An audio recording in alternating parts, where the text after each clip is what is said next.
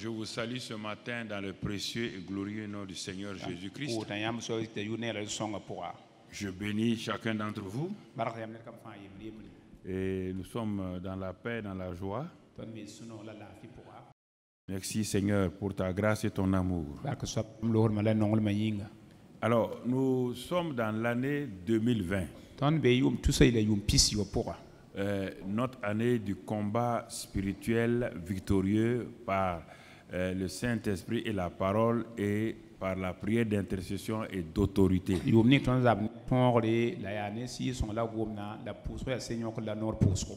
Et cette année-là, 2020, est la première année de simplement ce que nous appelons la décennie de l'expansion gracieuse.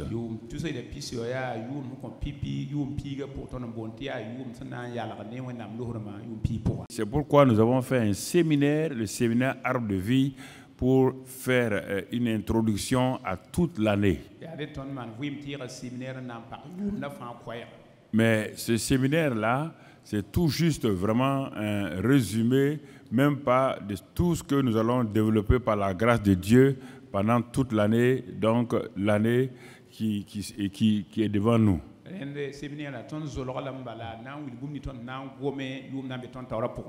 Et pour cela, nous avons aujourd'hui, nous allons commencer série par série toute l'année, c'est des séries des enseignements par série.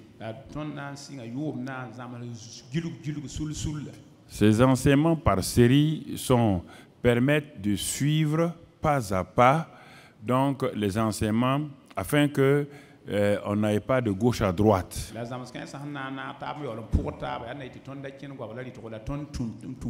Donc à partir de ce dimanche, nous commençons la première série,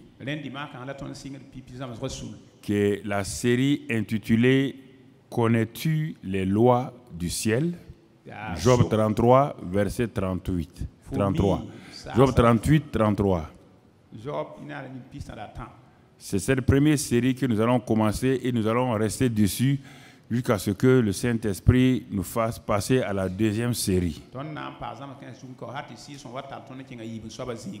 Quand l'enseignement est fait par série, ça permet à chaque personne de suivre pas à pas pour voir s'il évolue, s'il comprend, s'il a saisi.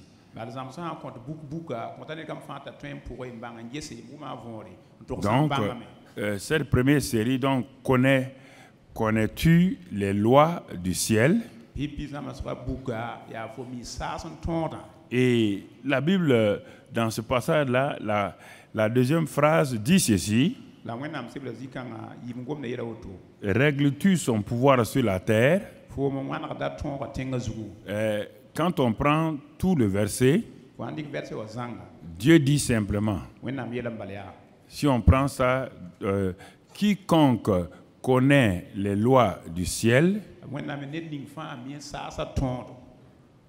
va faire de telle manière de régler ce pouvoir-là que Dieu a révélé par les lois du ciel et la terre, sa vie sur la terre.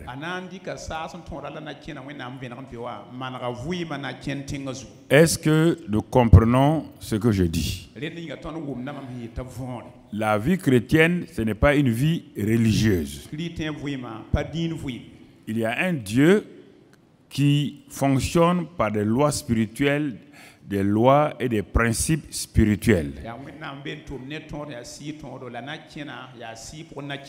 C'est pourquoi dans le Notre Père, il a dit que la volonté qui est faite au ciel doit être faite sur la terre. Comment elle doit être faite sur la terre?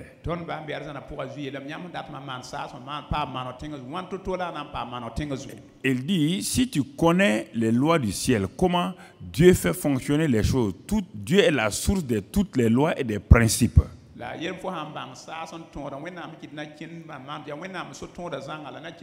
Si tu arrives à en avoir la révélation, il dit chacune de ces lois a une puissance. Alors, tu vas régler ta vie sur la terre de façon simple. Tant que les hommes n'avaient pas découvert, Dieu a fait des lois naturelles, des lois scientifiques, tant qu'il n'a pas découvert la loi de l'électricité, Le monde était dans l'obscurité. Mais les jours qu'ils ont découvert la loi de l'électricité, et regardez la révolution partout. Grâce à l'électricité, le monde fonctionne correctement. Et il te dit maintenant, au-dessus de la loi de l'électricité qui n'est qu'une loi naturelle, une loi scientifique naturelle, l'homme a été créé par Dieu et son livre de fonctionnement, c'est la Bible. Mais le fait de tenir la Bible en main ne te donnera pas la victoire sur la terre. Le fait d'avoir un livre de l'électricité dans ta main ne fera pas toi que tu aies des applications d'électricité dans ta maison.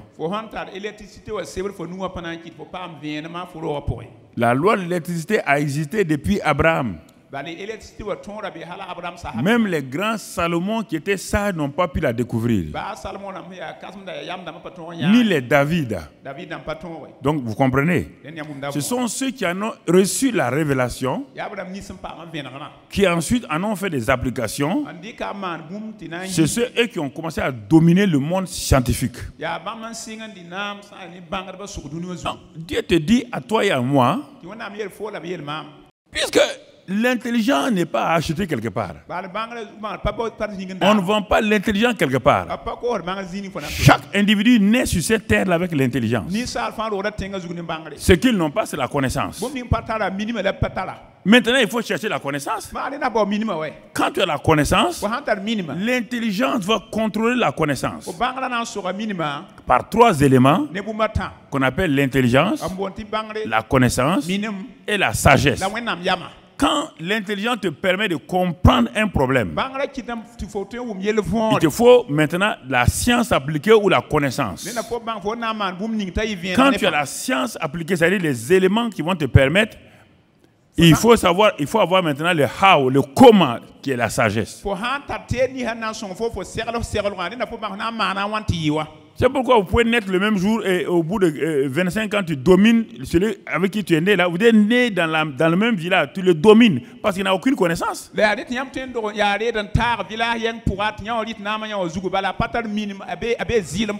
Il est peut-être plus intelligent que toi. La plupart des Africains qui ont fait l'Europe, l'Amérique sont sortis parfois majors de leur promotion. Mais pourquoi nous sommes à la traîne? Parce qu'il manque les deux éléments, la connaissance et la sagesse.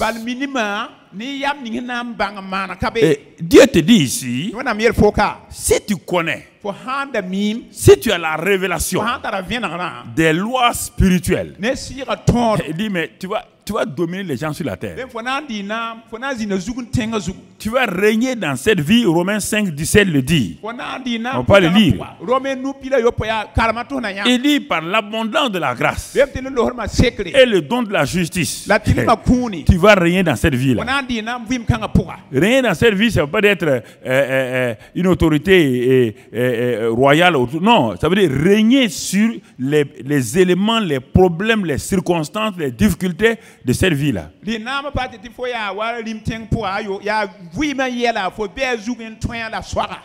C'est ça, frère. C'est important que nous comprenions ces vérités. Connais-tu les lois du ciel? As-tu la révélation? En as-tu les discernements? Mais quand Dieu parlait à Job, Job ne peut pas comprendre le royaume des cieux. C'est pourquoi il a dit les lois du ciel. Parce que tu as l'air de me regarder comme je veux te dire d'aller au ciel. Non, ça c'est le langage de l'Ancien Testament. Dans le Nouveau Testament, on parle des lois du royaume des cieux. Tu veux réussir sur cette terre-là. Tu veux être un leader, un conducteur. Tu veux que les gens te suivent. Apprends à connaître les lois du royaume des cieux. Oui, ils commencent à répondre parce que quand je dis loi du ciel, ils pensent qu'ils vont aller au ciel et puis ils reviennent. Maintenant, quand ils parlent du royaume des cieux, c'est ça que je suis sur la terre, ils répondent maintenant. Ok. Donc, si tu connais les lois du royaume des cieux, la Bible dit, tu vas régler. C'est-à-dire que ici on dit régler, mais dans d'autres, la version que j'ai amplifiée et d'autres, la parole vivante en français courant, il dit, tu vas dominer, tu vas régner sur cette terre. Mais si toi tu connais qu'une seule loi, c'est-à-dire que la loi de prière, prier, jeûner, tu n'as pas la révélation, tu vas régner sur personne. Tu ne vas régner sur personne. Tu ne vas régner. Parce que si toi tu demandes à Dieu quelque chose et Dieu te donne la réponse, comment tu vas maintenant faire? Même la loi de la prophétie, donner la prophétie à quelqu'un, s'il ne sait pas comment la prophétie va se dérouler, mais ça ne sert pas. Il y a des lois qui précèdent d'autres lois. Donc, si tu ne connais pas les lois qui précèdent, les lois qui vont te permettre de fonctionner plus tard, tu ne pourras pas aller de l'avant. On découvre d'abord avant d'appliquer. C'est pourquoi on n'a pas de grandes découvertes. Dans l'histoire du monde, on n'a pas de grandes découvertes. Ce sont les grandes découvertes qui ont permis aux humains d'avoir beaucoup de choses aujourd'hui. Donc, lorsque tu es devenu chrétien, Dieu met en toi le Saint-Esprit. Et le Saint-Esprit vient avec toutes les lois du ciel en toi. Il vient avec toutes les lois du ciel en toi. Et lorsque maintenant tu développes ta communion avec lui, et quand tu ouvres la parole de Dieu, tu vas commencer à découvrir que ce dont tu as besoin se trouve déjà dans la Bible. Dieu ne va pas inventer autre chose pour t'amener. Se trouve dans la Bible, mais comme tu n'as pas les instruments, le how, le comment, tu as des problèmes. C'est pourquoi nos nations sont remplies de richesses dans le sous-sol. Nous le savons. Mais comment aller prendre ces richesses-là pour que ça devienne, pour que nous puissions régler notre pouvoir sur la terre? C'est le problème que nous avons.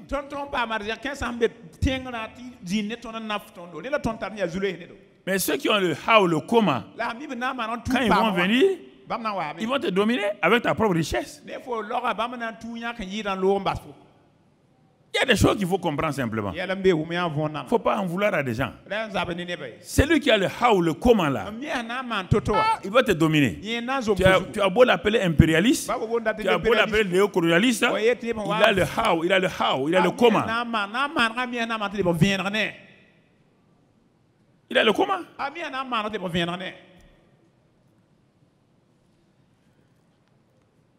Même prenons dans ta propre maison. Tu n'as que 100 francs, une pièce de 100 francs. Tu l'enlèves de ta poche. Et malheureusement, elle tombe. Elle roule. Tu n'as pas de torche. Comment tu vas faire? Tu vas tâtonner dans l'obscurité. Mais un petit enfant qui a une torche là, il va te dominer.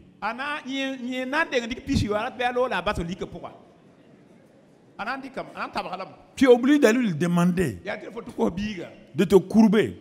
De demander à l'enfant là, est-ce qu'il peut t'aider à retrouver ta pièce de 100 francs parce que tu voulais aller manger, tu as faim et actuellement c'est ça.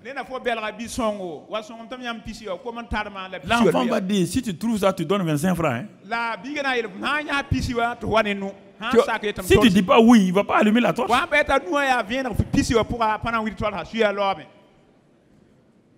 Je vais saisir vos pensées. Vous pensez que la vie chrétienne, là, c'est des automatismes. Non, ce n'est pas des automatismes.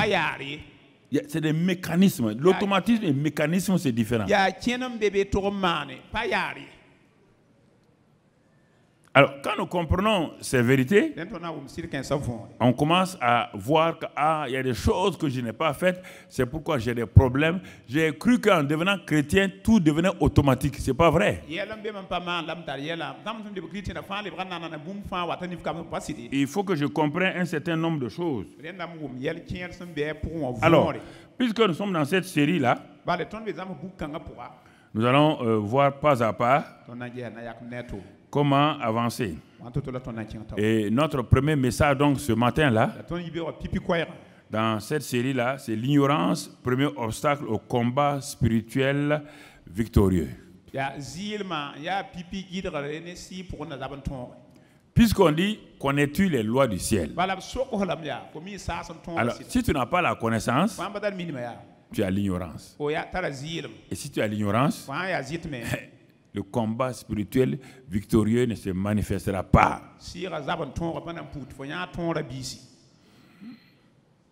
Donc, c'est pourquoi il faut faire tout pour que l'ignorance parte et que la connaissance vienne. Donc, c'est notre premier message de la série. Donc, connais-tu les lois du ciel? Alors, mon frère, ma soeur, quand tu commences à connaître les lois du ciel, elles vont te sortir de l'ignorance.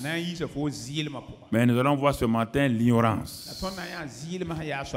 Avant d'éclairer quelque chose, il faut d'abord la définir, il faut bien la comprendre. Qu'est-ce que l'ignorance? Ignorance, obscurité, c'est la même chose. Quand on parle d'ignorance, on parle d'obscurité. On te parle avec ces résultats, la défaite, donc la misère, la pauvreté, la maladie, c'est ça. L'ignorance, c'est lié, ses conséquences, c'est toutes ces choses-là.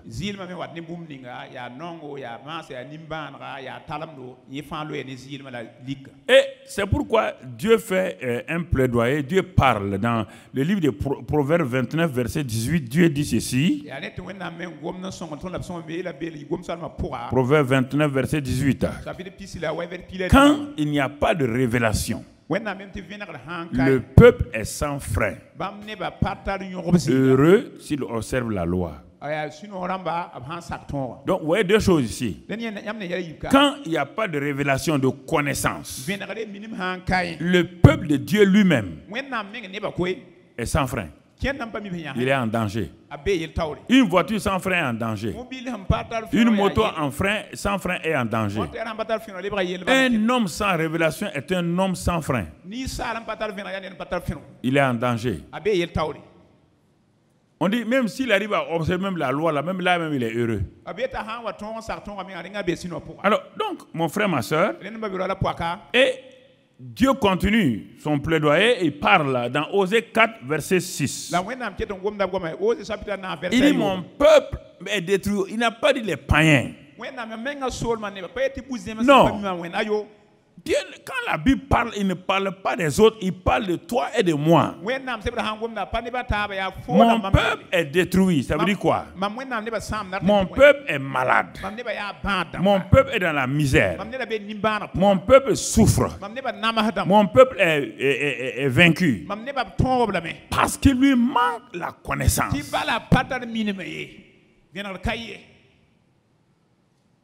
Ah, mais comment se fait-il que le peuple manque la connaissance? Comment se fait-il? Quelle est la cause? La cause dit, j'ai voulu t'enseigner, tu as rejeté la connaissance. Ouais, pourquoi le peuple évangélique a des problèmes? Le peuple évangélique est divisé en dénominations. Et il y a la connaissance que Dieu veut donner pour que le peuple aille de l'avant. Certains ont dit non, nous on ne croit pas ça, nous on croit ça, nous on ne croit pas ça. Ils rejettent la connaissance au fur et à mesure. Alors quand tu regardes les églises, tu regardes, mais tu ne comprends pas comment le peuple de Dieu peut-il être dans c'est-à-dire que dans cette défaite-là, et même les païens même se moquent d'eux.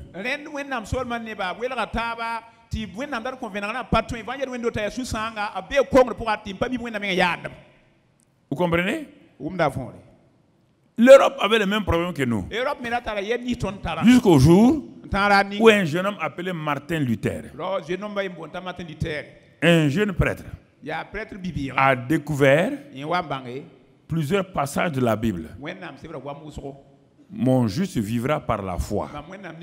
Cette seule phrase-là a été une révolution dans la vie des jeunes là. Parce qu'il ne faisait que des œuvres. Il souffrait. Il voulait se justifier par ses œuvres. Il était complètement découragé. C'est un vieux prêtre qui lui a dit, mon fils, nous tous on a fait cela, on n'a pas eu la paix. Il nettoyait les toilettes, les WC, il faisait tout, il mettait à genoux pour souffrir. Il y a un vieux prêtre qui lui a dit, petit, on a fait tout ça, on n'a pas eu. Il dit, moi j'ai découvert que le juste doit vivre par la foi.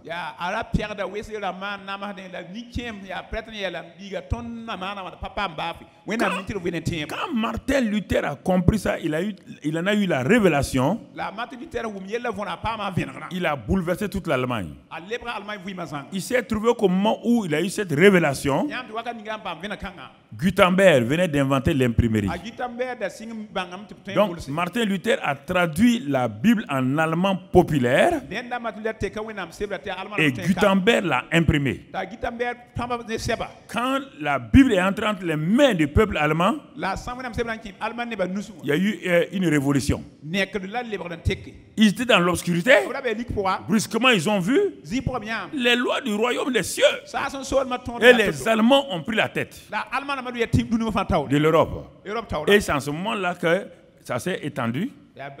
En Suisse, donc vous voyez bien l'Allemagne et la Suisse. Regardez comment les deux pays sont bénis, l'Allemagne et la Suisse. Ensuite, c'est allé dans les pays nordiques, ensuite l'Angleterre. Et mon frère, en ce temps-là, la France se débattait dans la Révolution. Et l'Angleterre venait, Karl Marx venait de quitter l'Angleterre. Il devait amener la Révolution en Angleterre. Mais Dieu a suscité un homme de Dieu appelé John Wesley, qui a balayé donc le truc de Karl Marx. Il est parti ailleurs et puis ensuite Lénine a pris ça qui était en Suisse. Lénine était un bourgeois en Suisse. Il est parti appliquer ça le lumpen prolétariat en Russie.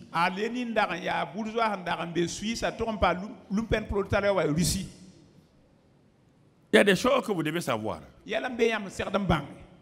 y a des faits que vous devez savoir. Et vous voyez, des peuples chassés de l'Europe à cause de leur foi ont émigré vers un continent qu'on appelle l'Amérique. Qu'on n'appelait pas l'Amérique, c'est quand l'autre a découvert Christophe Colomb, il l'a appelé Amérique, mais on n'appelait pas l'Amérique. Ils sont partis de façon diverse. Ils ne parlaient pas la même langue. Certains parlaient anglais, d'autres le hollandais, d'autres le français. Et ceux qui étaient nombreux, c'est ceux qui parlaient allemand et l'anglais. Ils ne se comprenaient pas. Mais tous avaient un point commun, la Bible. Quand ils sont arrivés, le premier groupe en Louisiane se sont mis à genoux au bord du fleuve. Ils ont crié à Dieu. Nous voulons un nouvel Israël ici. Nous voulons vivre selon la parole de Dieu. Et après ça, quand comme tous étaient des chrétiens, ils ne parlaient pas la même langue, mais c'était des chrétiens. Dieu a permis qu'ils se comprennent rapidement. Et maintenant, ils ont dit quelle est la langue qu'on va adopter. Ils ont voté et l'anglais l'a remporté d'une seule voix sur l'allemand. C'est pourquoi aux États-Unis, on parle l'anglais en plus. Et depuis ce temps-là, quand ils font tout, c'est la Bible. Donc vous voyez, ils ont compris les lois du ciel, ils ont appliqué ça. Ils sont devenus la première puissance du monde. En 200 ans, ils ont dominé le monde. Ils n'avaient ni technologie, ils n'avaient rien. Quand ils arrivaient, il n'y avait que les Indiens qui étaient là. Il n'y avait rien. Pas d'école, rien. En 200 ans, le vieux continent a été dominé. Ils ont dominé l'Europe. Ils ont dominé tout. à cause de la Bible.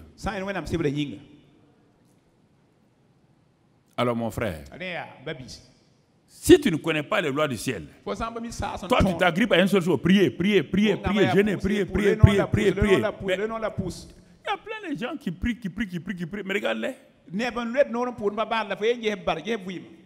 La prière n'est pas la priorité. C'est la révélation qui est la priorité. Il n'a pas descendu la prière, mon peuple périt. Il n'a pas descendu la révélation, mon peuple est sans frein. Il n'a pas dit sans la prière.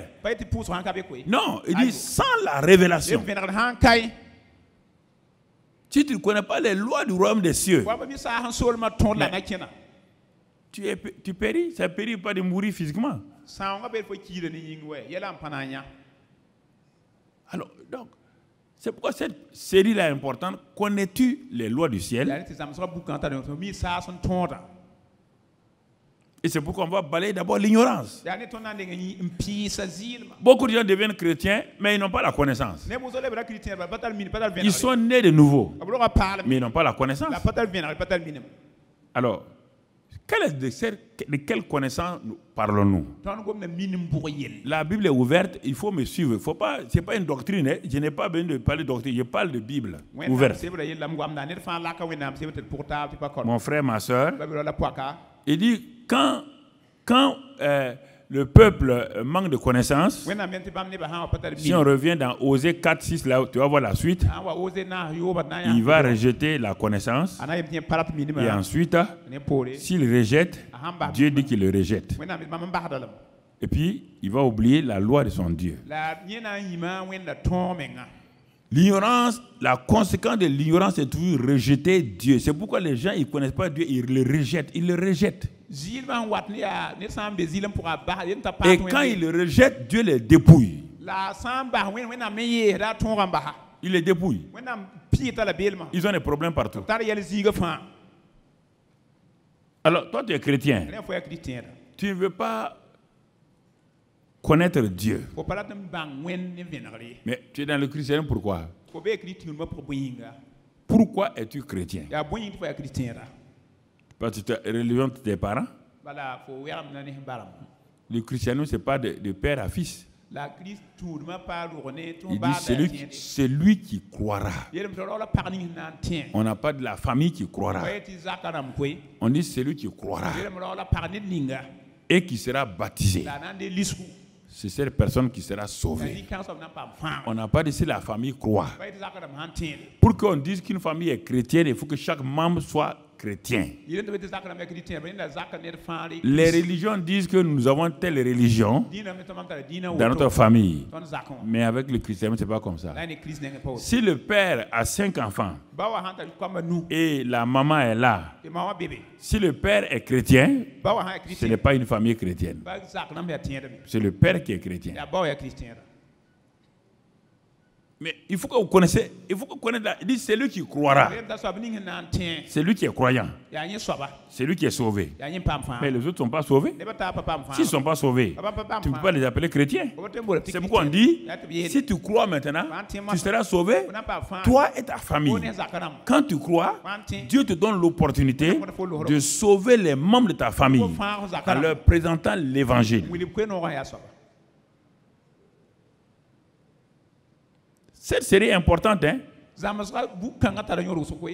Tant qu'elle n'est pas saisie là, dans cette décennie 2020-2030, il y a eu la décennie de l'expansion gracieuse. Et dans cette année spéciale, qui est l'année donc du combat spirituel victorieux. Tu as beau faire tout ce que tu veux, à la fin de l'année, tu verras que non, ta vie est mitigée. Il n'y a pas eu de victoire, il y a eu des combats, des hauts, des bas, des hauts et des bas. Bon, tu ne peux pas dire si tu as eu la moyenne ou bien quoi.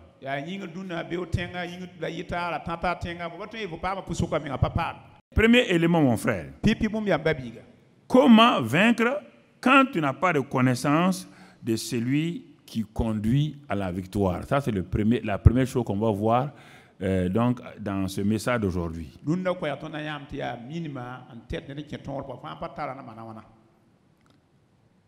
voulons vaincre, nous vous disons combat spirituel victorieux. Comment pouvons-nous vaincre?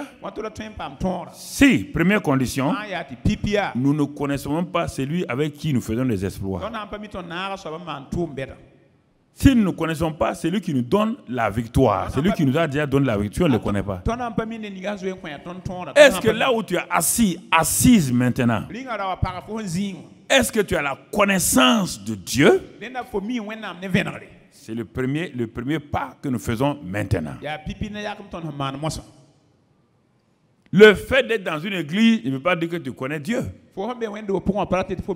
Non. Le fait d'avoir dit oui à Jésus ne veut pas dire que tu connais Dieu. Non. Mon frère, ma soeur.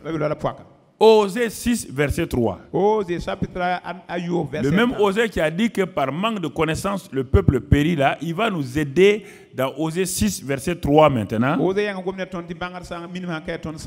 Il nous invite en disant, connaissons, cherchons à connaître l'Éternel. Si quelqu'un décide de le connaître, s'il prend du temps, je vais te montrer les autres étapes tout à l'heure, mais la première étape, c'est connaître Dieu lui-même d'abord. Est-ce que tu as cette soif de connaître Dieu? Est-ce que tu as décidé de le chercher de tout ton cœur? Dieu dit c'est de tout ton cœur, toute ta force, toutes tes pensées. C'est ça qui va te permettre de le connaître lui. Mais si toi, tu n'es qu'un fréquentant de Dieu tous les dimanches, tu ne fréquentes Dieu que les dimanches. On ne peut pas vivre avec quelqu'un de dimanche en dimanche et on va le connaître. Tu vas à l'église dimanche. Même les bancs sont à l'église, même mieux que toi. Les bancs sont à l'église de dimanche à dimanche. Et ils ne connaissent pas Dieu.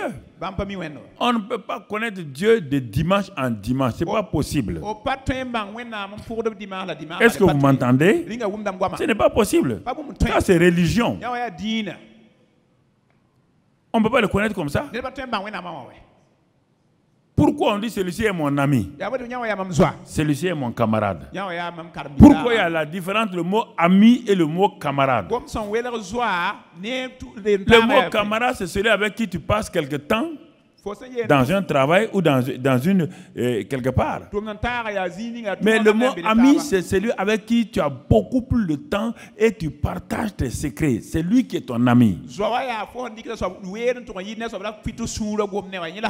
Donc, bien aimés frères et sœurs, nous voulons connaître, nous voulons aller de l'avant. Nous voulons vivre un combat spirituel victorieux.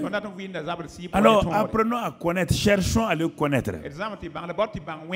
Regardez bien dans Jean 4, verset 32. Toujours dans ce sens-là, Jean 4, verset 32. Qu'est-ce qu'il est écrit, mon frère? Mais il leur dit ceci, Jésus dit ceci. J'ai 22 du moins, je m'excuse, 22, verset 22.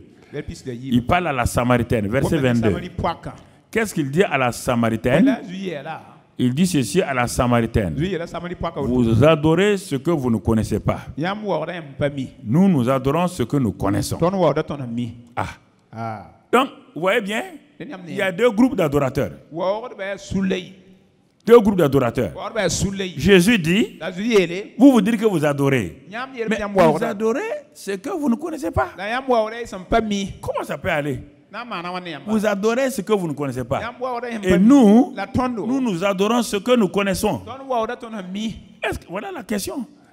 Toi, tu vas à l'église là. Tu dis que tu adores Dieu. Quel Dieu?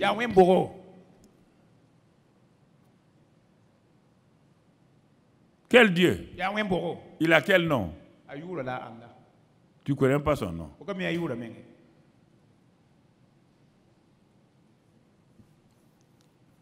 Voici le vrai problème des gens. Jésus dit, nous adorons ce que nous connaissons. Et vous adorez ce que vous ne connaissez pas. Il dit Samaritaine. C'est pourquoi ta vie est mélangée comme ça. Si tu n'as pas une connaissance exacte de Dieu, ta vie est comme ça. Tu ne peux pas faire autrement. Ta vie est comme ça. Tu ne peux pas faire autrement. Elle a parlé de beaucoup de choses. Elle a parlé du puits de Jacob, le patriarche Jacob. Elle a parlé du Messie. Le Messie était devant elle. Elle ne connaissait même pas. Le Messie était en chair et en os devant elle. Elle ne le connaît même pas. Et quand le Messie viendra, le Messie est déjà venu et est devant toi. Et tu dis que toi tu adores Dieu. Jésus est étonné. Il dit, ma fille, tu adores ce que tu ne connais pas. C'est pourquoi ta vie est mélangée. Regarde, tu vas à l'église. Comment ta vie est mélangée? Comment ta famille est mélangée? Comment ton travail est mélangé? Ah, tu ne connais pas Dieu?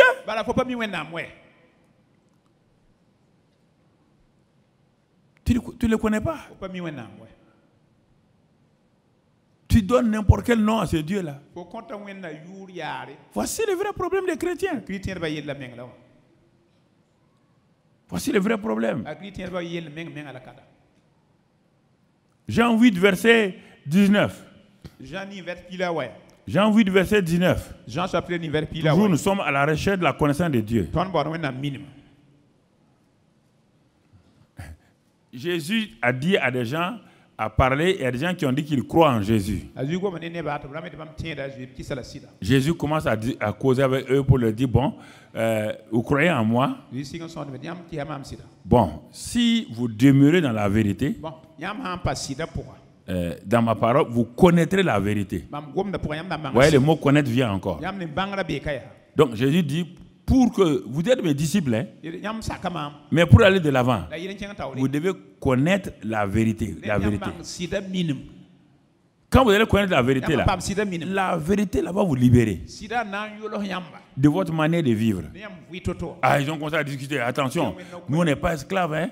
Nous on n'est pas ceci. Jésus dit, mes amis, quiconque vit dans le péché est esclave du péché. Ils ont répondu, bon, nous avons pour père Abraham. Jésus dit, calmez-vous. Calmez-vous. Si Abraham était votre père, vous allez vivre comme il vivait. Bon, la discussion s'est échauffée et Jésus a commencé à parler de son père. Ouais, ils ne connaissent pas Dieu. Quand Jésus dit, il parle de son père, il lui dit, où est ton père?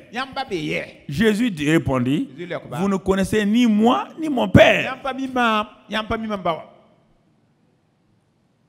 Si vous me connaissiez, vous connaîtrez aussi mon père. Alors, la question c'est pour aujourd'hui. Tu es chrétien il y a 10 ans, 15 ans, 20 ans, tu vas à l'église. Tu connais Dieu? Tu connais Dieu? Le Dieu Père de Jésus-Christ là. Tu connais son nom?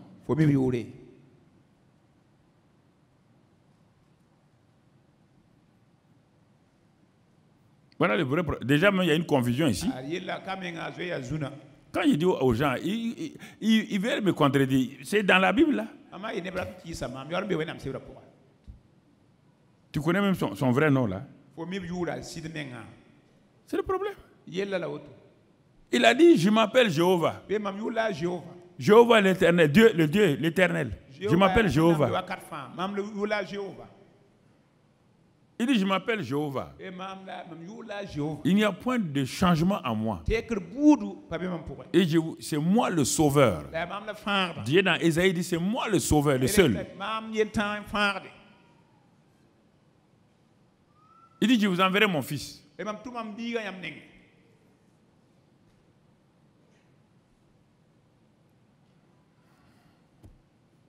Alors, si tu ne connais pas ton Dieu Jéhovah, le Père de Jésus-Christ,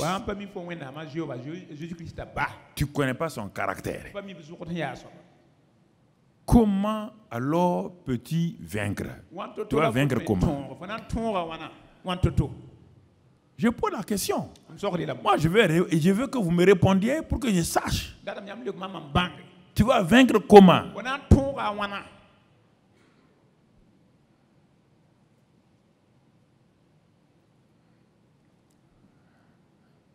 Tu crois essayer de prier dans l'obscurité? Tu pries un Dieu que tu ne connais pas. Pourquoi la Samaritaine ne pouvait pas vaincre le péché? Parce qu'elle adorait ce qu'elle ne connaissait pas. Quand elle a dit le Messie va venir, dès le moment où Jésus ouvre ses yeux en disant je suis le Messie, regardez la réaction.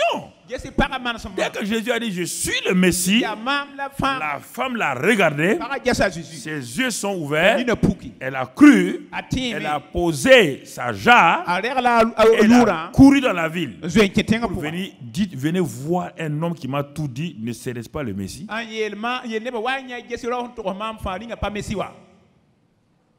Toute la ville est venue. Par quelqu'un a découvert le Dieu fait chair. Et quand on le découvre, l'impact est réel. Toi, tu dis que tu connais Dieu et ta vie n'a pas changé. Il n'y a pas de révélation dans ta vie. Ah oui, moi je suis pentecôtiste. Lui, il est charismatique. L'autre est évangélique. L'autre est orthodoxe. L'autre est catholique. On ne parle pas de ça. Je pose la question. Le Dieu unique Jéhovah là, est-ce que tu le connais? Au ciel, il n'y a pas toutes ces dénominations. Quand tu vas arriver au ciel là, tu ne peux pas présenter ta carte de dénomination à Dieu. Il ne connaît pas de carte. Il va te demander, quand tu étais sur la terre là, je te regardais, tu ne m'as jamais connu. Arrière de moi. Tu ne m'as jamais connu.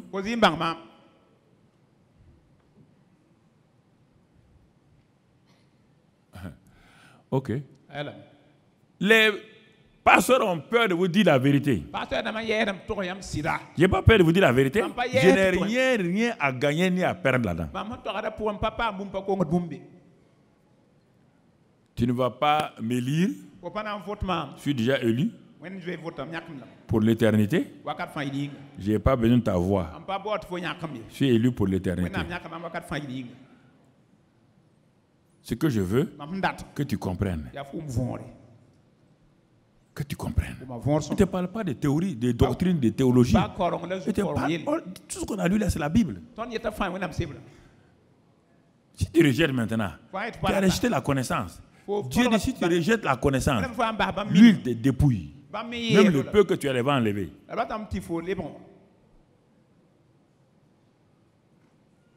Ça c'est le premier élément si on veut sortir de l'ignorance. C'est apprendre à connaître Dieu. Mais vous allez me dire, mais comment puis-je connaître Dieu? Est-ce qu'on peut le voir? Non. On va aller pas à pas. Ne t'inquiète pas. J'ai la pédagogie pour t'amener là où tu dois aller. Calme-toi. Ne te précipite pas. Deuxième étape. Si tu veux sortir de l'ignorance, tu dois connaître Dieu. Mais tu te poses la question, comment on peut connaître Dieu? On ne peut connaître Dieu, mon frère, ma soeur, qu'en connaissant les Écritures. Deuxième étape maintenant, je suis en train d'aller avec toi. Matthieu 21, c'est ça? Matthieu 22, verset 29. On va aller pas à pas. Écoutez, c'est des grands savants, soi-disant, des scribes et des pharisiens qui discutaient avec Jésus. Ils contredisaient Jésus. Et à un moment donné, Jésus leur répondit. Il dit, vous êtes dans l'erreur. Pourquoi? Parce que vous ne comprenez ni les Écritures, ni la puissance de Dieu. Alors, les gens... Quand lui second traduit ça, tu vas croire qu'on parle de deux choses. Non, on ne parle pas de deux choses. Jésus répondit. Vous savez pourquoi ça ne fonctionne pas chez vous là, scribes pharisiens? Parce que vous ne comprenez pas, vous ne connaissez pas les Écritures. C'est pourquoi vous ne croyez pas la puissance de Dieu. Tout ce que je fais là, vous dites que c'est les démons, vous dites que c'est la sorcellerie, vous dites que c'est la magie. Et dans l'église de Christ, il y a des chrétiens qui croient ça. Qu'un chrétien peut être sorcier, un chrétien peut être magicien, il y a des chrétiens qui croient ça. Ça veut dire qu'ils ne comprennent rien. Regardez, Regardez ce qui est là.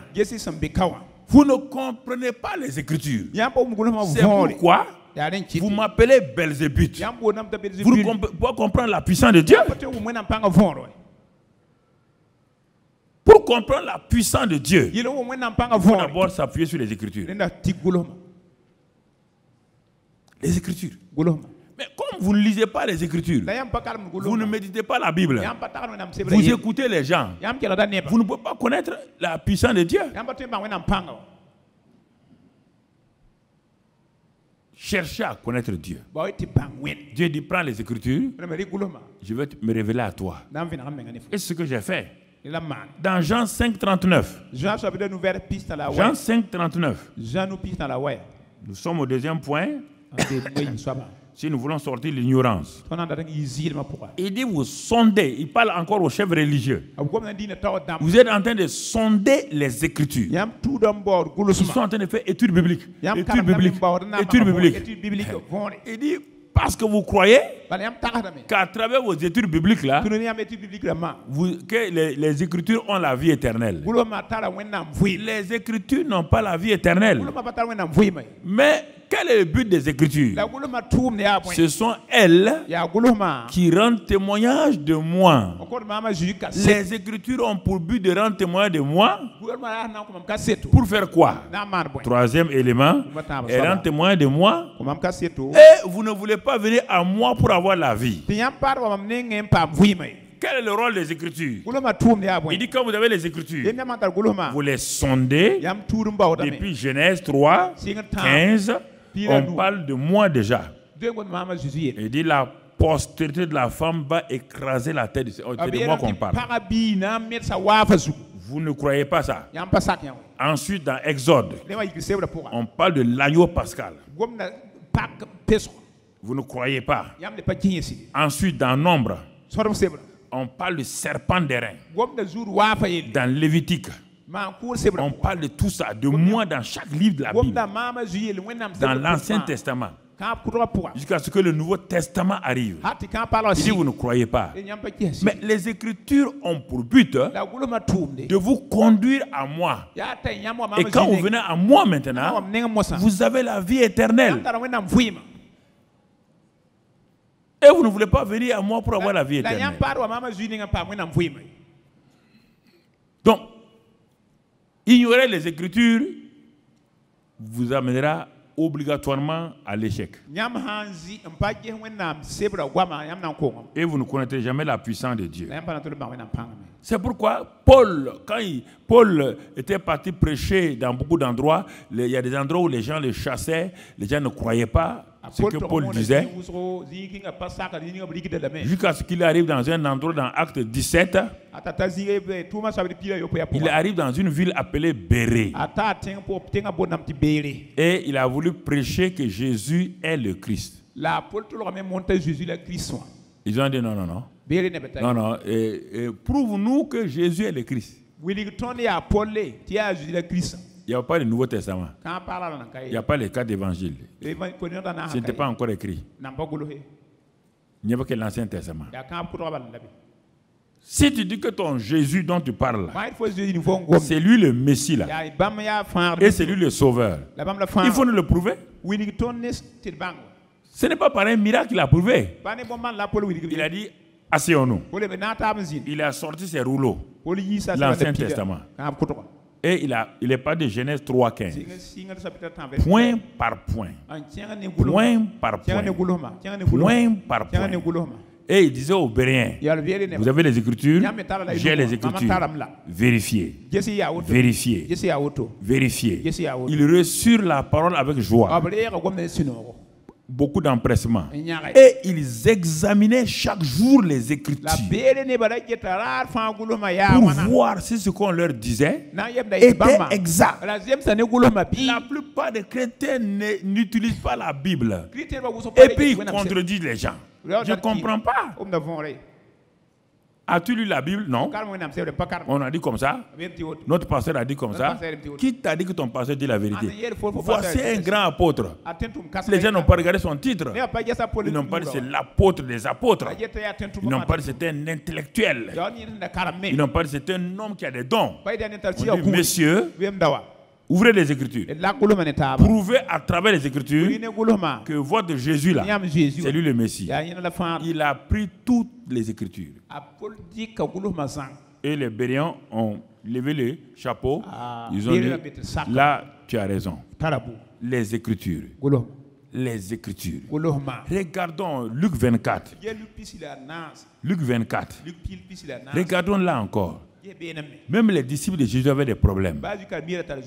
Jésus est ressuscité. Mais aucun des disciples ne croyait.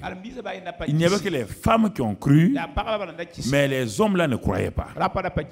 Alors, Jésus étant ressuscité le dimanche, ce qu'on appelle le premier jour de la semaine, donc il y a 2 disciples qui partent dans une ville appelée Emmaüs. Et brusquement, il y a un 3e homme qui s'est joint à eux. Les 2 disciples de Jésus là l'ont regardé, ils ne le reconnaissent pas. Parce que ce n'est pas le Jésus avant la mort, là, c'est le Jésus après la mort. Il est ressuscité, il est ressuscité, on ne peut pas le connaître comme ça. Il cause avec eux. Et puis il leur dit, mais pourquoi vous êtes triste? Il dit, ah bon? Tu es le seul à ne pas savoir que Jésus est venu, le Messie, et puis il est parti sans avoir libéré Israël du royaume de César. Nous, on pensait qu'il était venu établir le royaume pour nous donner des places. Il est parti comme ça, il est mort, il est parti. Jésus les écoutait. Alors, qu'est-ce qu'il va faire pour convaincre ses disciples qui ont marché avec lui, qui ne le reconnaissent plus pas, leurs yeux étaient fermés? Il a commencé à dire, ne fallait-il pas que le Christ souffrit ces choses et qu'il entra dans sa gloire? La suite. Et commençant par Moïse et par tous les prophètes, il leur expliqua dans toutes les Écritures ce qui le concernait. Toutes les Écritures. Vous voyez bien? Paul a utilisé toutes les Écritures. Jésus a utilisé toutes les Écritures. Et toi, tu ne veux pas lire toutes les Écritures. Comment tu peux aller de l'avant? Tu lis la Bible une fois par semaine et une fois par mois. Comment veux-tu réussir? Regarde ta vie. Il n'y a pas de succès. Il n'y a pas de paix. Il n'y a pas de joie. Les Écritures. Les Écritures. Tu comprends? Le verset 32. Quand il a utilisé les Écritures, on va au verset 32 maintenant. Nous sommes toujours dans Luc 24. On va d'abord, c'est ça. Et les 2 là, quand Jésus a prié et puis il a disparu, les 2 là se dirent l'un à l'autre. Notre cœur, vous entendez? Regardez la puissance des Écritures.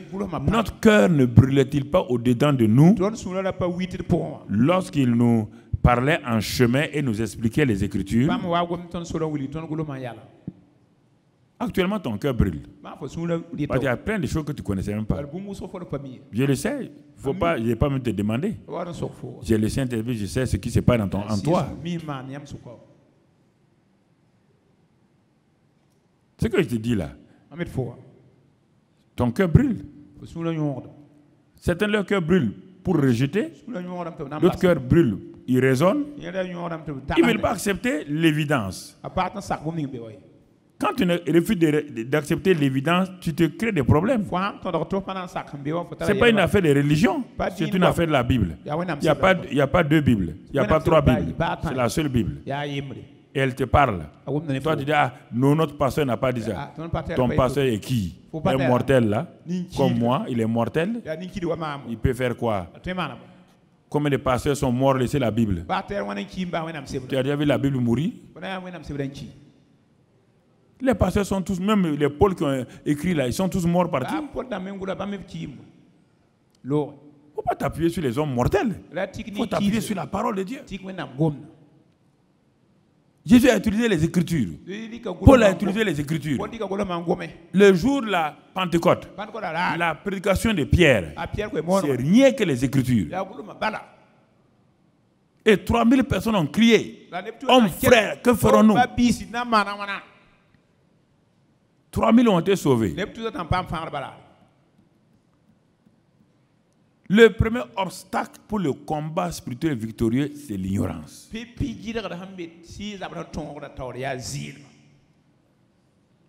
Ils ont crié. Quand ils nous expliquaient les Écritures, nos cœurs brûlaient. Connaître les Écritures et y croire va vous faire entrer dans la révélation de la puissance de Dieu. Et la puissance de Dieu devient réelle. Dieu n'a pas perdu sa puissance. Les gens parlent de Satan. Si Satan n'a pas perdu sa puissance, une créature, comment Dieu, le Créateur, peut-il perdre sa puissance? Je ne comprends pas ça. Quand on parle de puissance de Dieu, les chrétiens disent mais quand on parle de puissance de Satan et des sorciers, là, mais comment le Dieu créateur peut être impuissant et Satan et ses sorciers peuvent être puissants? Je ne comprends pas ça. Il y a quelque chose qui ne va pas dans la tête des chrétiens.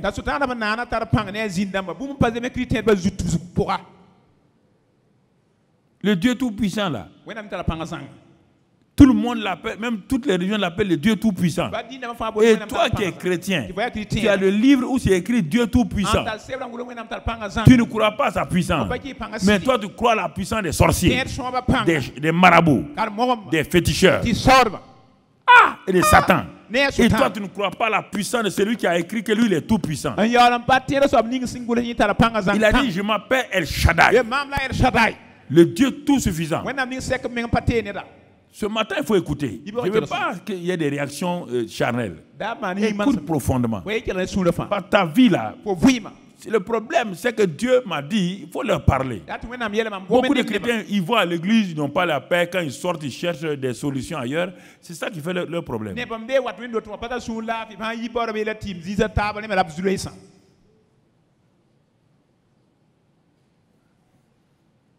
Alors, connaître Dieu, chercher à connaître Dieu, sonder les Écritures pour entrer dans la puissance de Dieu, comprendre les Écritures. Et troisième élément, croire aux faits divins, les faits divins. Les Écritures, c'est bien. Il y a les faits divins. Les faits divins, c'est quoi? C'est ce que Dieu a fait pour toi là maintenant. Ça, ce n'est plus les Écritures. C'est que l'œuvre de Christ a fait dans ta vie. 1 Corinthiens 3. Et regardez. Quelle était la faiblesse de l'église de Corinthe? La faiblesse de l'église de Corinthe venait de quoi? 1 Corinthiens 3, verset 16. 1 Corinthiens 3, verset 16, 17. Vous voyez bien les termes. Ne savez-vous pas ou bien êtes-vous ignorant que vous êtes le temple de Dieu? Et que l'Esprit de Dieu habite en vous? Non, on va aller verset par verset. Ne savez-vous pas que vous êtes le temple de Dieu? Et que l'Esprit de Dieu habite en vous? Comment les chrétiens savent que Dieu habite en eux? Plusieurs ne savent pas. Ils ont toujours un Dieu qui est au dehors. On ne leur a jamais dit que le Dieu est venu habiter en nous par le Saint-Esprit. Que nous sommes devenus la maison d'Adieu. Il dit non, on parle de ça. Ça, ce n'est pas l'église. Ça, c'est le bâtiment de l'église. L'église est composée en deux parties. Christ la tête, Jésus la tête, et nous le corps. C'est écrit dans la Bible 1 Corinthiens 12, si tu ne le sais pas. Et Éphésiens. C'est ça l'église. Église, ça vient du mot grec ecclésia. Qui est une assemblée secrète que les Grecs avaient. que les Romains ont pris pour appliquer et que Jésus a utilisé en disant mon église. Ça veut dire quand il dit mon église, César avait son église, les Grecs avaient leur église. Le mot église veut dire ecclésia. Ceux qui sont appelés hors pour former une assemblée personnelle, qui sont avec Jésus la tête. Et nous sommes les membres. C'est ça l'église. Ça, ce n'est pas l'église. Ça, c'est le bâtiment de l'église. Ça, c'est le bâtiment de l'église. C'est le bâtiment où l'église se réunit. Quand nous sortons, il n'y a rien ici. Il ne reste que du béton. Voilà, il faut bien comprendre. L'église, ce n'est pas un bâtiment. C'est toi et moi. Et Jésus, la tête qui est là-haut. C'est écrit encore dans Éphésiens 2, Philippiens et tout cela. Comme tu ne lis pas la Bible, tu ne comprends pas ça. Regardons. Il dit aux Corinthiens, je comprends votre faiblesse parce que vous ne savez pas, parce que vous ignorez que vous êtes le temple de Dieu et que l'Esprit de Dieu habite en vous, parmi vous, en vous. Et regardez, si vous ne croyez pas, il prend le singulier. Il dit, si quelqu'un détruit le temple de Dieu, on ne parle pas du bâtiment là. Dieu le détruira. Car le temple de Dieu est saint et c'est ce que vous êtes. On n'a pas dit ce que le bâtiment est. Si quelqu'un détruit le temple de Dieu, Dieu le détruira car le temple de Dieu est saint. C'est ce que vous êtes. Voilà. C'est ce que nous sommes. Alors, tout ça, si je ne crois pas à tout ça, comment le combat spirituel victorieux là va se mener? Bien que Dieu dit que je suis vainqueur, que je suis héros. Les Corinthiens étaient des héros. Puisque Paul a dit qu'il ne leur manque aucun don. Qu'ils ont de grandes choses. Si tu lis 1 Corinthiens là, au début, Paul les félicite même. Mais quand il dit, mais c'est pourquoi vous ne pouvez pas avoir la victoire. Bien que vous ayez les dons ne font pas de vous des vainqueurs. Non. On peut lire la suite avec 1 Corinthiens 6, versets 19 et 20. Ne savez pas, il reprend encore que votre corps. Maintenant, quand il a dit votre corps, on parle de votre corps. Dans 1 Corinthiens 3, ce n'était pas précis. Vous savez, vous êtes le temple. Maintenant, il dit votre corps. Comme tu discutais avec moi, là, Dieu t'a convaincu, tu dit maintenant ton corps. C'est le temple de Dieu, du Saint-Esprit qui est en vous, que vous avez reçu de Dieu et que vous ne vous appartenez point à vous-même. Oui, frère. Vous ne vous appartenez point à vous-même. Vous avez été racheté à un grand prix par le sang de Jésus. Glorifiez donc Dieu dans votre corps et dans votre esprit qui appartiennent à Dieu. Il ne faut pas dire je vais donner mon corps. Tu ne peux pas, il a déjà racheté. Tout lui appartient. Il ne faut pas dire que tu vas aller prier, donner ta vie à Jésus. Il a déjà racheté.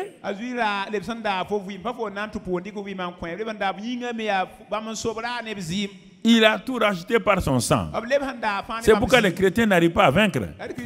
Dis bon, je veux voir, je vais me livrer à Jésus. Parce qu'il y a un passage où on dit livrez-vous. Mais on dit livrez-vous comment? Puisque vous appartenez à Jésus. Il dit donc il ne faut pas résister. Livre-toi. C'est comme une femme qui est mariée à un homme. La femme appartient au mari. Mais elle refuse de se livrer au mari. Et la Bible dit que le corps de la femme appartient à l'homme.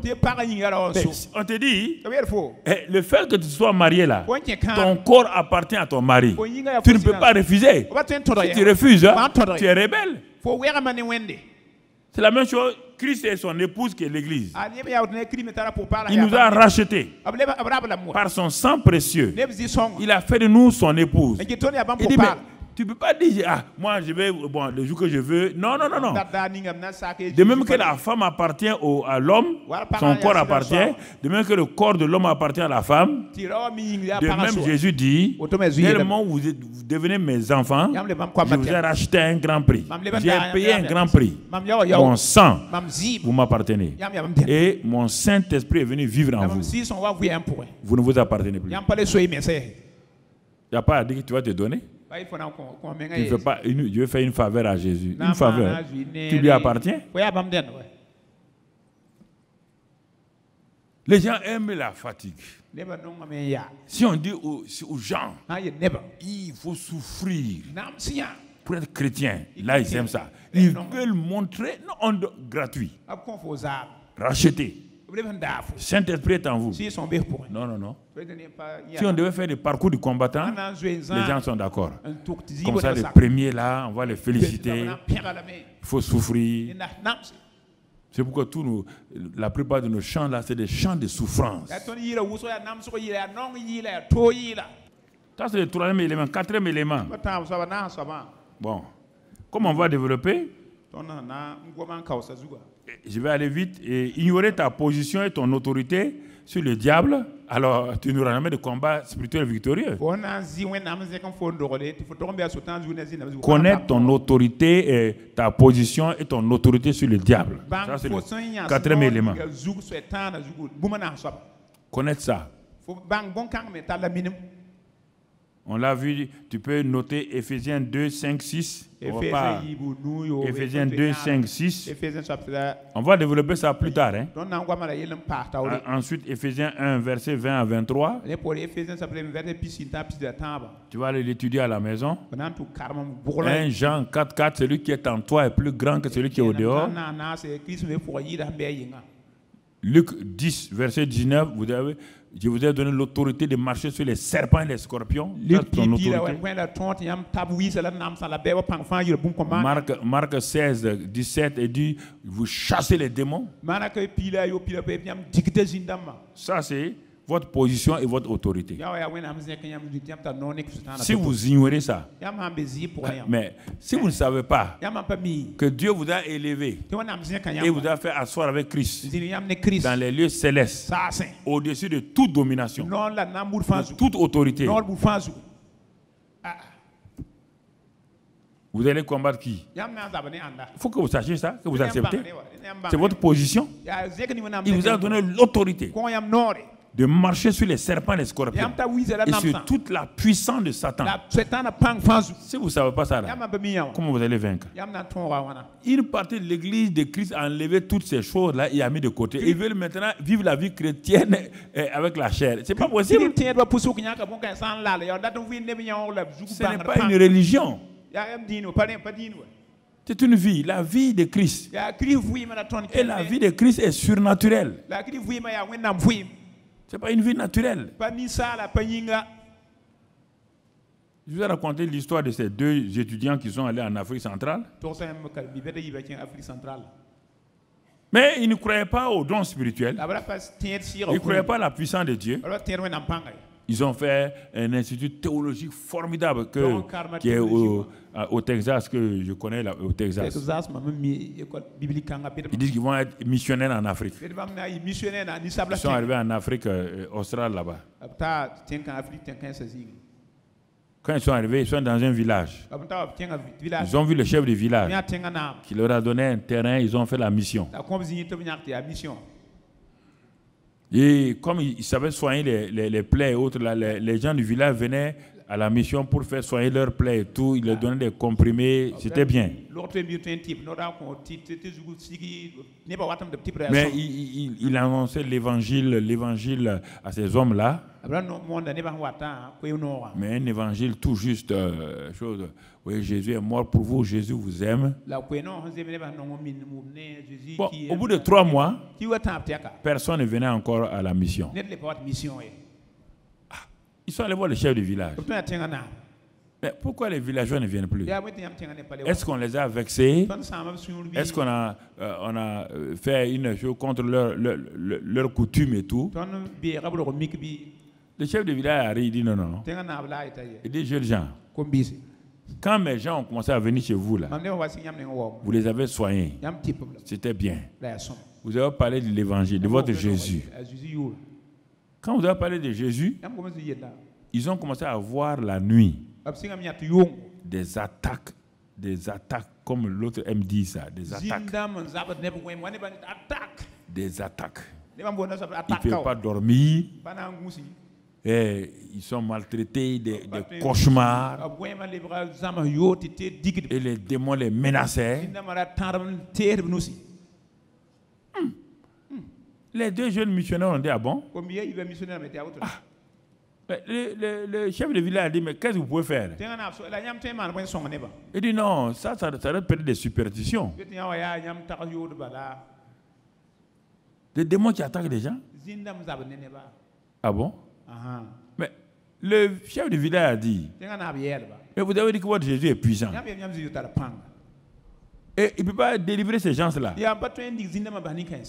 Les deux missionnaires ont dit non. Et dans leur école biblique là, on leur a dit que ce temps-là est passé, que Dieu ne fait plus les choses comme ça. Il dit ah bon. Le chef de village a dit ah bon. Le grand Dieu là, il ne fait plus rien. Et moi, mes gens, vous allez venir réveiller les démons chez mes gens. Ils sont partis en Amérique. Complètement découragés. Découragés. Quand ils sont arrivés là-bas, ils sont là à voir leur professeur. Mais vous ne nous avez pas dit la vérité. On est parti. Et quand on a parlé de Jésus, le nom Jésus a réveillé tout de suite les démons ont commencé à réagir. Ils ont peur de ce nom-là. Mais nous, on ne sait pas comment utiliser ce nom. Nous sommes revenus de la mission totalement découragés. Et donc, votre enseignement n'est pas complet. Aussi, beaucoup de gens, ils vont à l'église, leur enseignement n'est pas complet. Pour que les démons soient chassés, il faut qu'ils fassent appel à des féticheurs. Et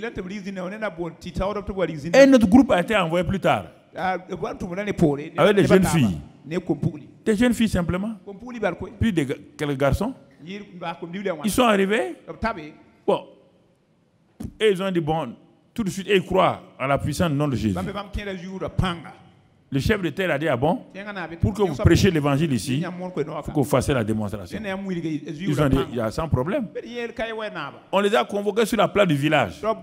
Le chef est venu. Le chef de terre. Le chef des fétiches est venu. Ils étaient tous assis. Faisaient leur incantation. Ils ont appelé un jeune homme. Ils ont dit de se coucher.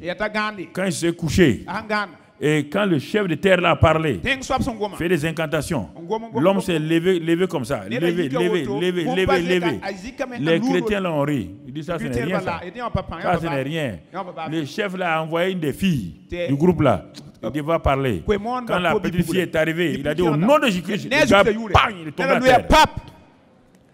Les chrétiens ont dit, il y a quoi encore? Il y a qui encore?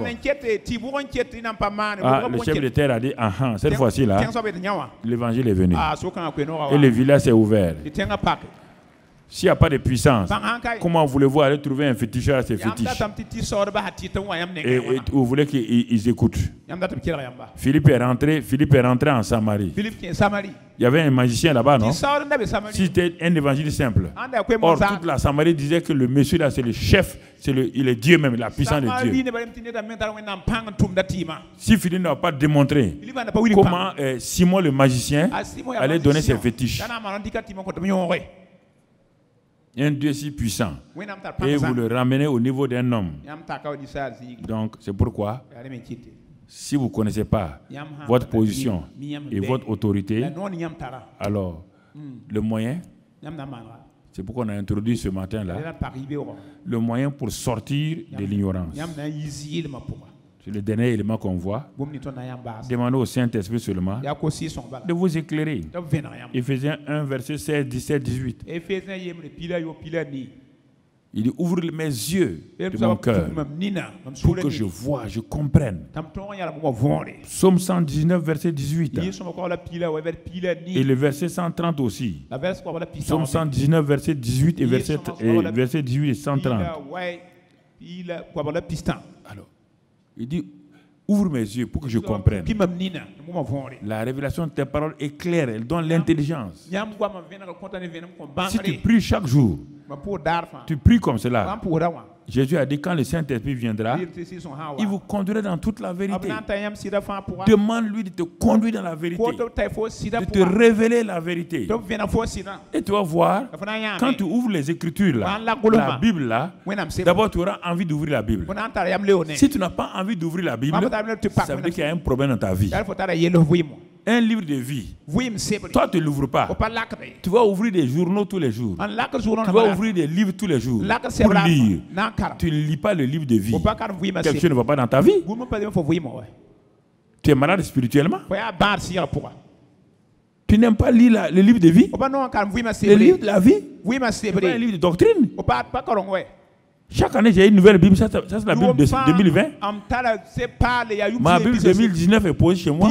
2018, 2016, j'ai écrit là-dedans beaucoup de choses. Ça, c'est ma nouvelle Bible 2020. Tu n'aimes pas la Bible? On te dit que l'homme vivra de toutes paroles qui sont de la bouche de Dieu. Toi, tu aimes le riz gras.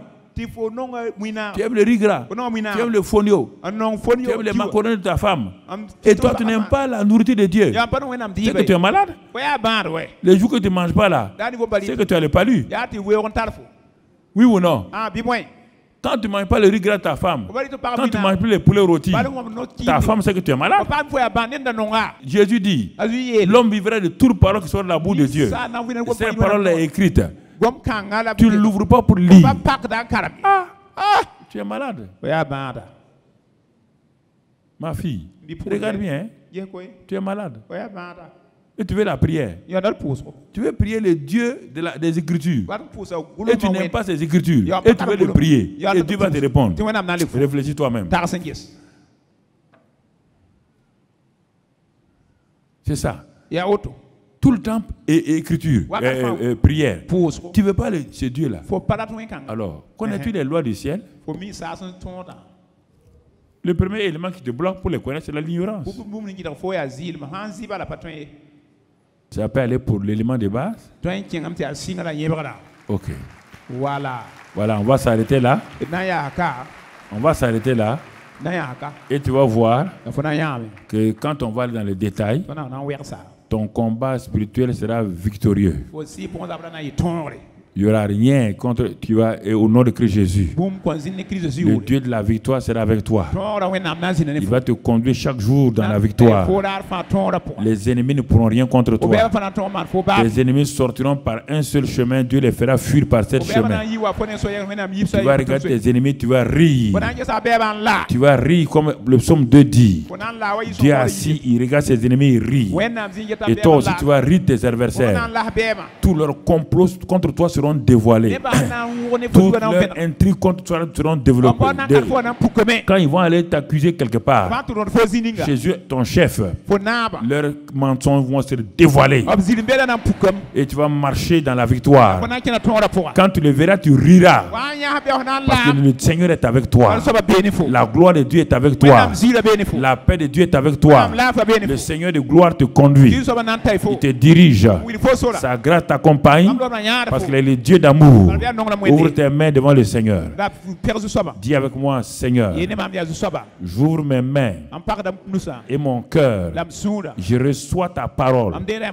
Car je vais vivre un combat spirituel victorieux. Tu m'as donné les premiers éléments. Et avec ça déjà, je me positionne. Car cette année 2020 est mon année où je vis dans la victoire. Satan, tu n'as aucun pouvoir sur moi. J'ai la révélation. Ennemi, vous n'avez pas de pouvoir sur moi. J'ai la révélation. Je suis un enfant de Dieu. Le Dieu vivant vit en moi. Il me conduit. Il me dirige. Je lui fais confiance. Merci Seigneur pour moi et ma famille. Ma femme, mes enfants, mon mari. Nous sommes dans la victoire. Merci pour ta grâce. Merci pour ton amour. Au nom de Jésus. Amen. Gloire à Dieu. Soyez bénis.